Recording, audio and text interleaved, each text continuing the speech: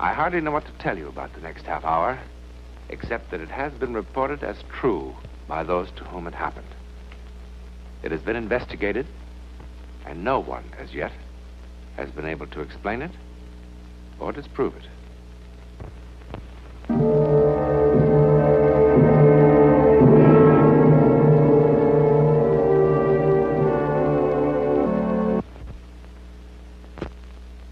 Stern, Harold,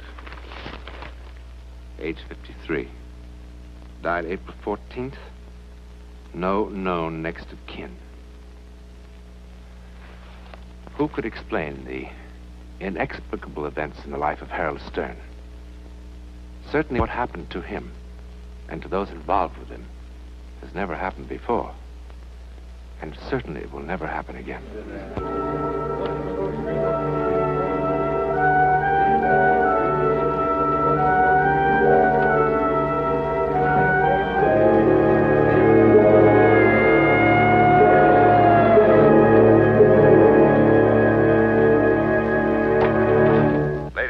Once again, we repeat the special bulletin regarding Harold Stern. It is very urgent that Stern, whose last known address was 127 West 16th Place, repeat 127 West 16th Place, be located at once. Anyone knowing his present whereabouts is asked to immediately contact...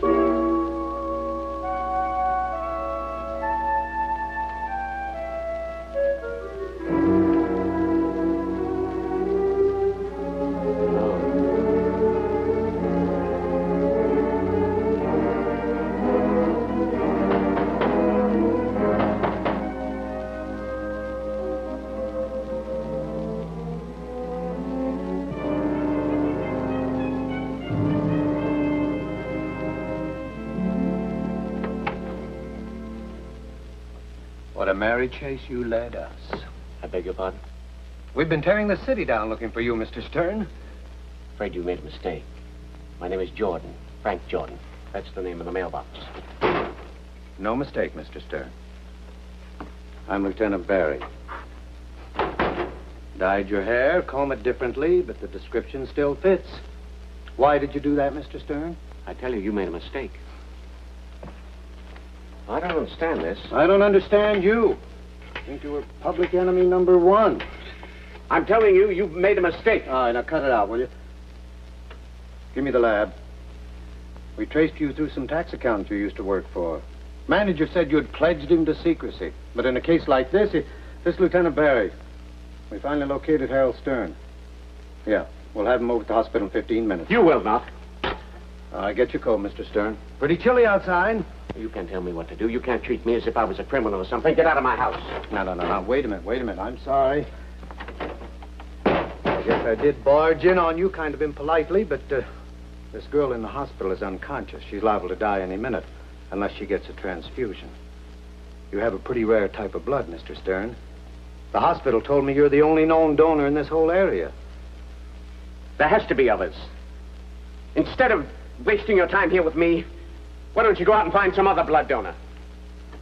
No time. You're going to have to find somebody else. Didn't you understand me? The girl is dying. I'm sorry, but... She's just a working kid, but if it's money, I guess she can... Oh, it's not money. I never took money. Then what is it? I don't have to explain. Look, it's nothing to give blood. Thousands of people do it every day without any trouble. It isn't that. Then look at this card. Now look at all the dates. In the last 15 years, you must have given blood, 25 times? 31 times. Well, then you know there's nothing to it.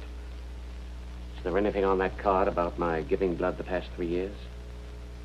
That's when you dropped out of sight, isn't it?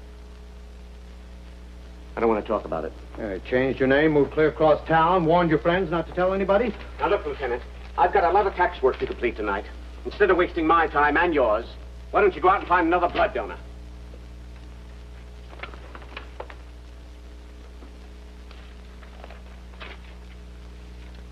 I see you sign these tax returns with this new name, Frank Jordan. I suppose you've changed it legally. Yes. Fine. Got a copy of the court records around? I mean authorizing the change? No. Where do you keep them? Bank vaults? Yes. Which bank?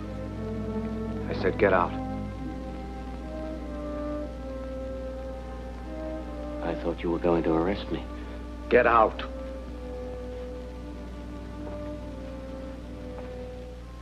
I want to congratulate you, Mr. Stern. You're a citizen we can all be proud of. Why did you have to find me? All right. All right. All right.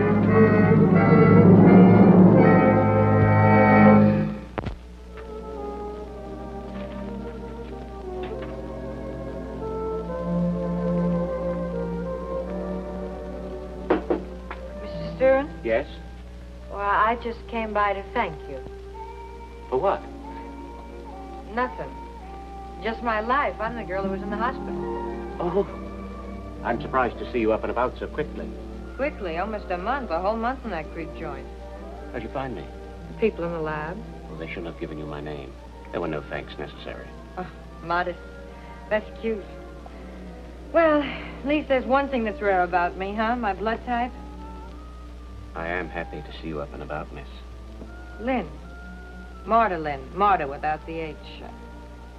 You busy? No.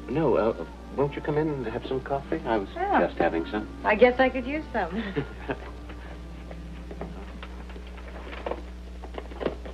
You still weak?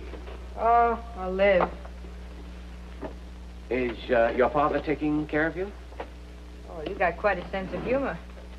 I beg your pardon? As soon as my old man found out I was going to live, zoom, off he went somewhere to celebrate. That's the last I saw of him. He seemed quite devoted to you. Oh, he's a big fake. Tears flow like wine, then wine flows like tears. He's been celebrating one thing or another since 1940. I mean, like World War II, the flu epidemic, the recession. Well, he'll come back crying, but only if he finds out I've been hit by a truck or somebody shot me. You shouldn't talk that way. Why not? What's the big tragedy? Nothing like that's going to happen to you. Oh? How do you know? I mean, you shouldn't be morbid. Morbid. Who is taking care of you? Same person who's been looking after me since age 10, me. Hey, you got any sugar? Oh, sugar. Oh, do you know anything about the kitten club? Kitten club? Yeah, I got an appointment for a job there. It's on this side of town. No, I don't think I know. That strip joint over on 7th Street. Strip? You mean you, Oh, no. I'm just a camera girl, but thanks for the compliment. It was nice of you to drop by. Well, thanks for the blood. I hope it brings me luck. I hope so, Miss Lynn. I hope so. You know, you're really very nice. And, it's not Lynn, it's Wazinski, like my old man. And, Martha with an H.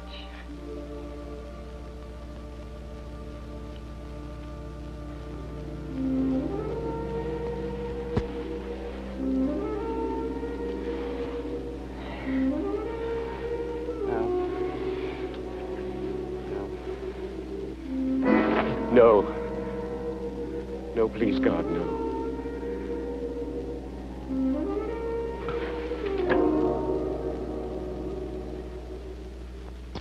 Yeah, George, that's right.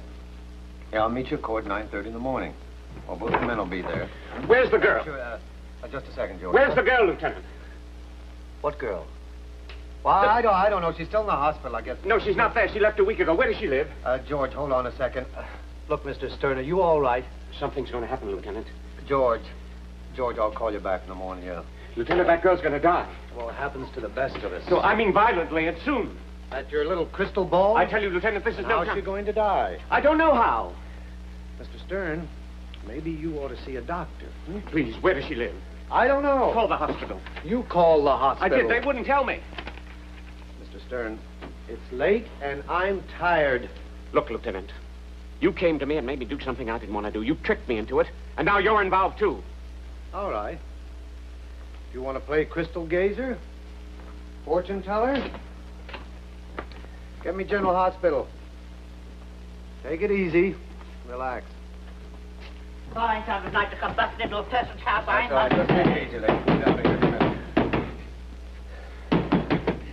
No answer. She's in there. She came in a couple of hours ago, and I didn't see her leave. Well, she's not in there now. Come on, I've wasted enough time. It's the silliest thing I've ever heard. Yeah. She's in there. Wait! But I smell gas. Gas. I know it's gas. Got your pass key? Downstairs. Well, get it. Go back to bed. It is gas.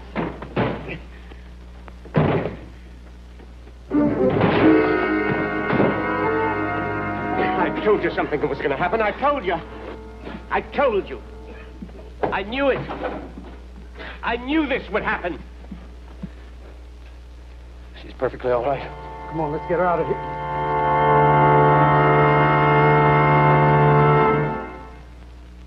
Oh, will you look at that door? The landlady will absolutely kill me. Oh. What'd I tell you? She wants to see me first thing in the morning. It's the old heave-ho. You know, I wish you'd do me a favor and stop saving my life. You mustn't talk that way. Well, why can't you find yourself another hobby? Why don't you take up stamp collecting? You want a cup of coffee? Don't you think it's too late? Oh, it's too late for a lot of things. That dumb lieutenant with all his funny questions. It was an accident. It was. Of course. Oh, don't say of course like that. If I was going to kill myself, I wouldn't do it with a lot of smelly gas. Besides, I'm always having accidents. A couple of nights ago, I fell asleep with a cigarette in my mouth, burned a hole in the blanket. Oh, wait till Mr. Summers sees that. You must be more careful. Why? Couldn't the world struggle along without me? I mean, if it really tried. What made you stop by tonight, anyhow? Want to see how you were. No change. Still lousy. Get that job as a camera girl. No. Don't you read the papers? Some more of the famous Wazinski luck. That very night, some hold-up guys shot up the place. Now they're closed down for repairs. We gotta get a job in a place where there's so much danger. Danger? You shouldn't. You really shouldn't. You shouldn't.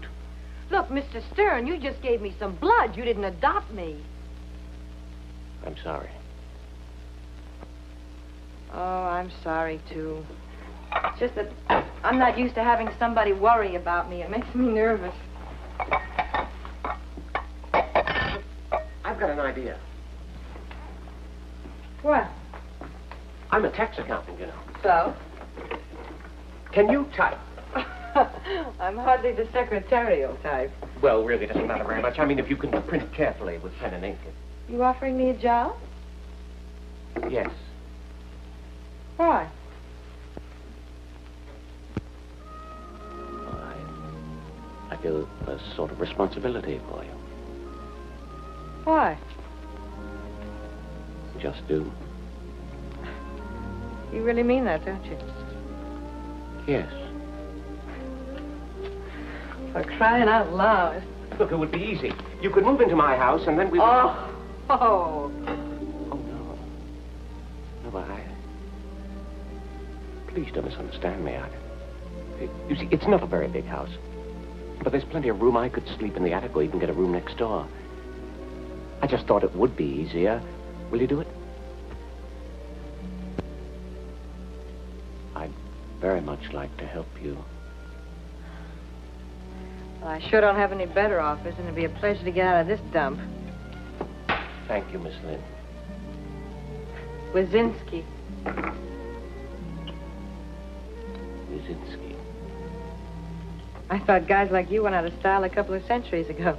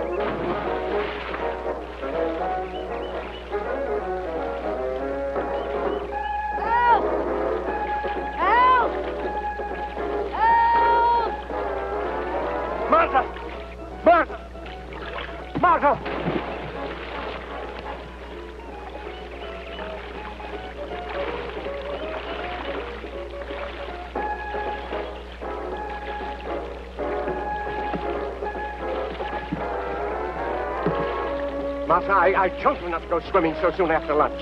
Well, you asked me not to do so many things. I lost track.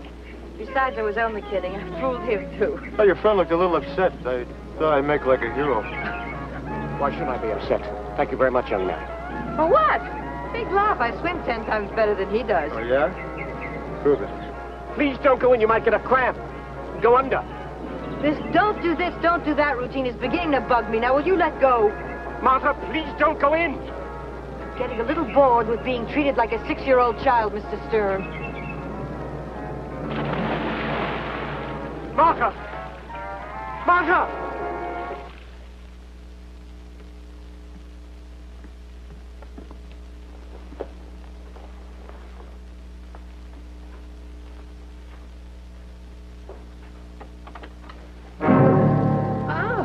Hi, Grandpa. I forgot my key. You remember old Fearless Fosdick? Where were you? We went for a drive. Fearless and me went for a little drive. You're both drunk. 100% super-duper trooper drunk. What are you doing driving when you were drunk? Don't you know it's dangerous? You want to end up in a morgue? Worry. You know, you're like a little old lady sitting in a rocking chair worrying about this and worrying about that. Get out. Just a cotton-picking second, Grandpa. I did something wrong. I do more things wrong. Go to bed! Wait outside. Maybe I ought to go. You better wait outside. Okay, Gramps.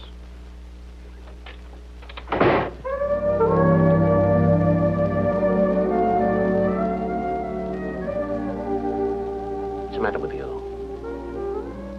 Always going out of your way to put yourself in danger? What big teeth you have, Grandpa.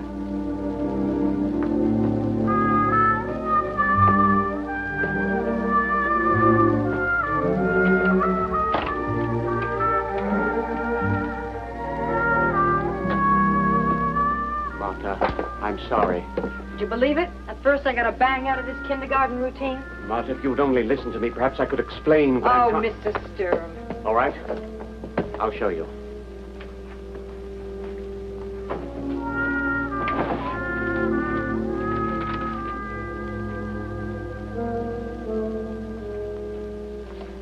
Martha, I want you to look at these, and then you'll understand what I'm trying to say. Martha, please look at these. I can't let it happen to you. Every one of them. I knew what was going to happen to every one of them, both the good and the bad. Martha, I know what's going to happen to you. So do I. I'm leaving. Unless we do something to prevent it, Martha, you're going to die in a terrible way. Now knock it off, will you? Believe me, I know. Martha, are you coming or not? He's waiting for me. If you go with this young man, something will happen. I know it will. Martha, please, look at these. Will you please stop acting like this? It's embarrassing. Don't you think I know why you're doing it? What are you talking about? Oh, at first I thought it was cute, but who's kidding who, Mr. Stern? You're 25 years older than I am. What do you mean? You know what I mean. Now stop acting like that. What do you mean? What are you talking about? You must believe me. You just must believe me. I don't want you to be like the others. Martha died violently, fulfilling Harold Stern's prophecy, though certainly not as he'd expected. A few months later, Mr. Stern passed away in an asylum for the criminally insane, and there the matter ended. And yet there are those who still speculate about his fantastic power of clairvoyance. The woman who unexpectedly inherited a great fortune, the man who drowned, or his intuition that took him to Martha's room before the gas could kill her. Explain it we cannot. We can only wonder. Another enigma in the world that thus far remains one step beyond.